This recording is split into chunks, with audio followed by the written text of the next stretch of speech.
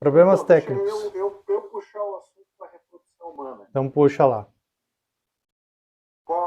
E eu tenho uma dúvida, porque assim, quando a gente começou a fazer controle de ovulação, eu comecei a fazer controle de ovulação, começava a fazer o controle de ovulação no 10º dia, mais ou menos. Hoje eu tenho recebido bem ali no 4º dia do ciclo para fazer a contagem de folículo menstrual. E agora eu quero saber do cara que está humana, qual é a vantagem que você quer saber disso, qual é a vantagem que isso traz para o cara que faz isso. Você quer saber da contagem de folículos antrais, é isso? Bom, a contagem de folículos antrais, ele hoje junto com a dosagem de um hormônio chamado hormônio antimileriano, eles são aí o carro-chefe da para a gente poder falar sobre a reserva de óvulos da mulher, né? Então, lá no início do ciclo, nós vamos ter alguns folículos, né? Que são folículos pequenos, de 8 a 10 milímetros, e são esses folículos que produzem hormônio antimileriano. Depois de 10 milímetros de diâmetro, já não produzem mais. E o hormônio antimileriano tem relação direta com o número desses folículos. Então, quando a gente faz essa contagem, a gente faz uma contagem simples. A quantidade de folículos entre 8 e 10 milímetros lá nos 3 primeiros dias do ciclo, né? 3 a 5 primeiros dias do ciclo. Se tem menos de 7 folículos, a gente pode já suspeitar de uma baixa reserva de óvulos. Claro que isso é uma coisa esperada, se a gente estiver falando de uma mulher lá nos seus 40 anos, 41 anos. Mas se for uma mulher de uns 30 anos, que é quando eu pessoalmente começo a já pedir esse tipo de investigação, a gente já começa a ficar atento. É óbvio, né, que a gente precisa entender que baixa reserva de ovos não significa infertilidade. Então, às vezes a mulher tem uma baixa reserva, mas ela engravida naturalmente. A gente vê aí vários exemplos de mulheres aí, até que aparecem na mídia, né, com idade mais avançada, que acabam engravidando naturalmente, né. A Cláudia Raia foi um caso bem icônico, né, 55 anos, é o extremo do extremo do extremo, né, mas, é, mas assim, Ainda existe essa possibilidade. é o extremo do extremo, mas a gente vê, eu vejo pessoalmente, eu tenho uma paciente minha que engravidou a primeira vez com 40 e agora com 42 ela voltou no consultório grávida de novo, né? Então, um paciente muito querida, eu gosto muito dela. E eu até brinco com ela, pô, você tá aprontando de novo aí, né? E ela chegou lá grávida de novo, nunca precisou fazer tratamento, nada. Mas é aquela coisa da curva de Gauss, é uma exceção, né? As pacientes que têm baixa reserva, engravidam com facilidade, são a exceção, né? Então, essa é a relação da contagem de folículo antral com a nossa prática. A gente faz muito isso no consultório. A gente que tem o ultrassom, e às vezes a gente pede também para o ecografista da clínica fazer, né? Às vezes o ecografista não entende bem que tem que fazer a contagem de folículos antrais, né? Mas é um exame super simples, é só contar a quantidade de folículos pequenininhos que tem ali. Nada demais. É só você botar ali no laudo a quantidade de folículos. Tem quantos? Tem 5? Tem 10? Tem 11? É muito simples. Assim, eu concordo, mas eu nunca compreendi por que exatamente ele quer. Por exemplo, ele vai mudar a dose por conforme a idade do político. Então, a gente pode pedir de maneira preventiva, como eu te falei, assim, paciente com 30 anos, eu quero fazer uma contagem de folículos antrais para ver a reserva de óvulos. Para ver se ela está alta, se está baixa, para eu poder aconselhar essa paciente com relação à gravidez. Agora, se eu estiver falando de uma avaliação pré-tratamento, em geral faço eu já faço essa avaliação. Mas, por exemplo, se eu não soubesse fazer, eu iria pedir para um colega da ultrassonografia fazer. Particularmente, eu acho que quem faz reprodução de alta complexidade precisa ter essa ferramenta na mão. Não tem como você não ter isso e você mesmo fazer. Mas na reprodução, no início de um tratamento de fertilização in vitro, eu faço justamente para isso. para prever também o risco de hiperestímulo ovariano. Porque se eu tiver uma paciente lá com 15 folículos antrais, 20 folículos antrais, por exemplo, eu vou ter que deixar minha mão mais leve no uso de hormônio. Porque se eu colocar muito hormônio, ela pode ter um hiperestímulo ovariano. E esse você já deve ter visto algum, né, Rafael? Isso aí é problemático, né?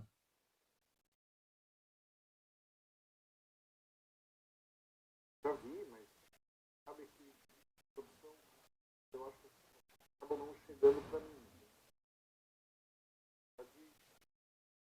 Normal.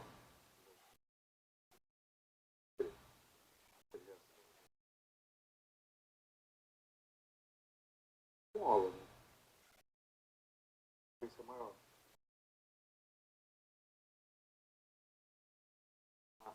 Outra coisa que talvez é interessante, é uma ferramenta legal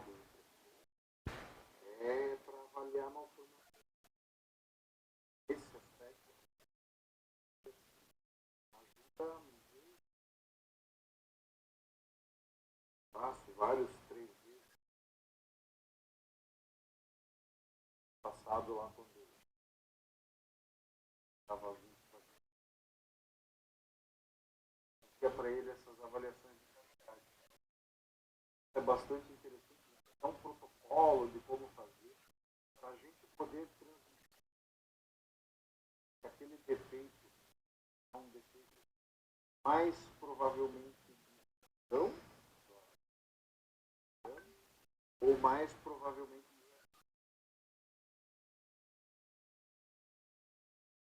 forno, ou se ele tem mais aspectos hábitos, né? É interessante porque se ela tiver um outro resultado, vai para engravidar.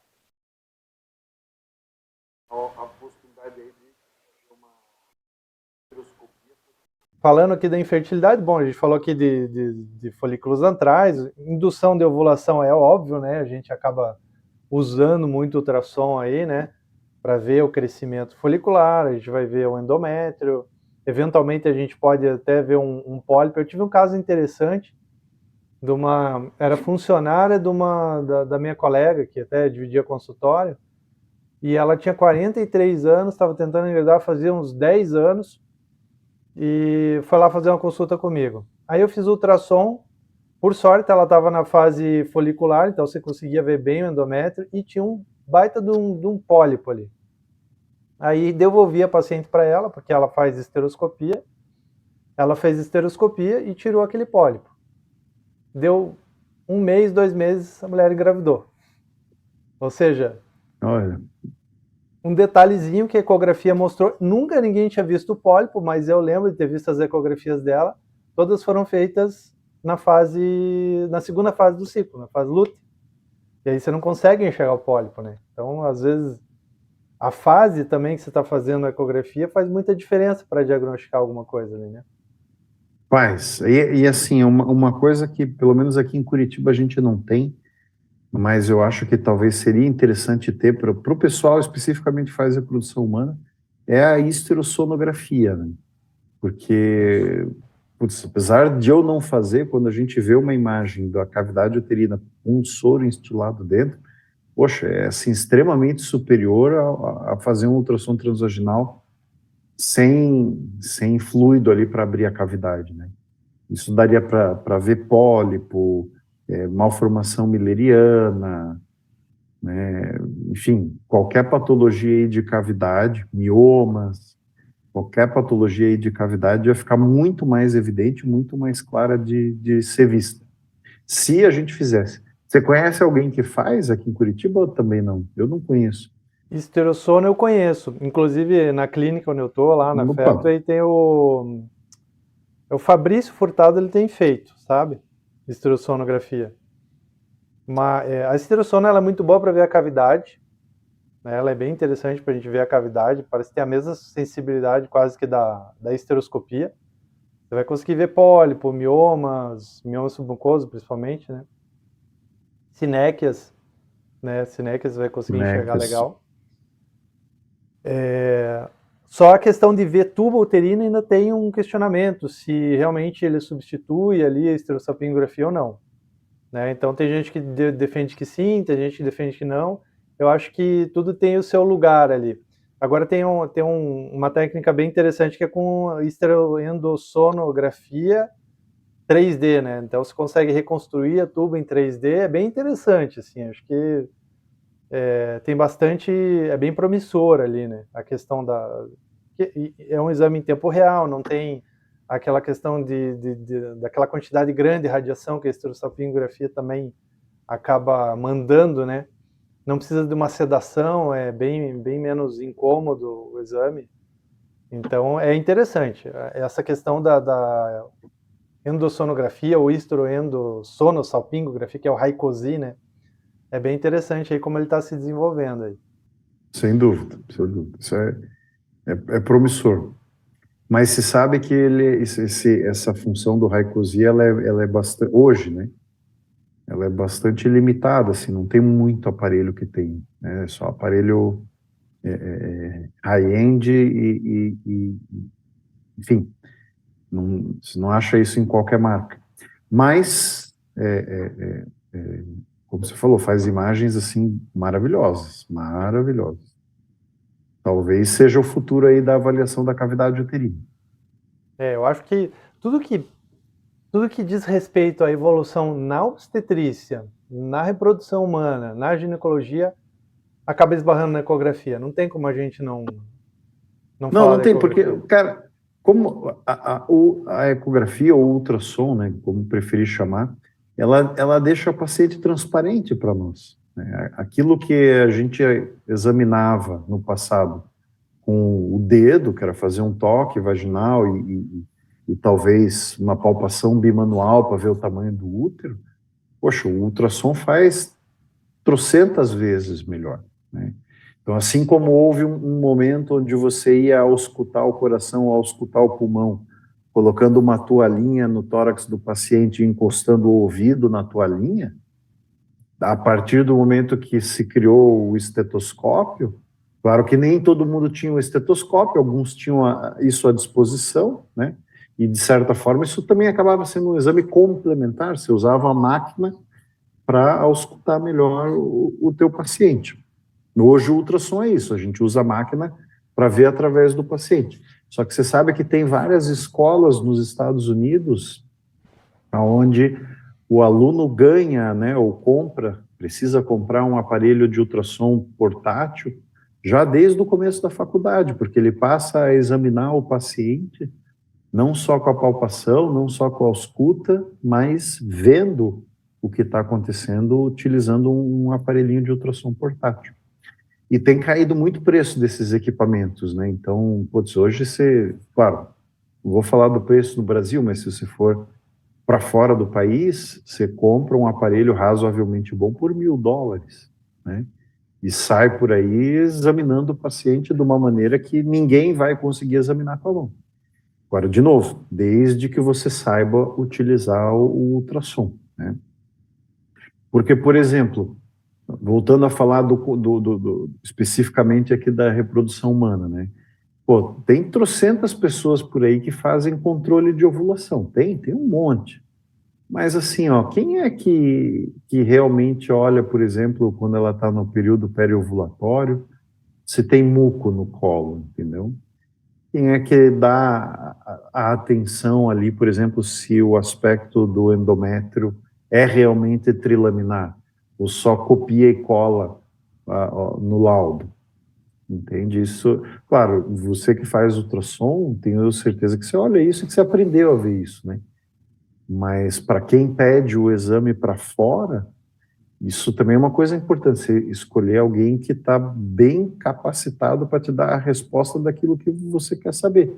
Então não adianta fazer um controle de ovulação num lugar mais ou menos, onde a pessoa não olha direito, onde a pessoa não vê os sinais indiretos ali de ovulação, né?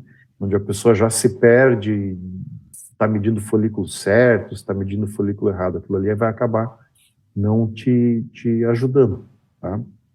E agora vou fazer uma crítica, não especificamente aos médicos que fazem reprodução humana, mas eu vou fazer uma crítica aos ginecologistas em geral. Vão ficar bravos comigo.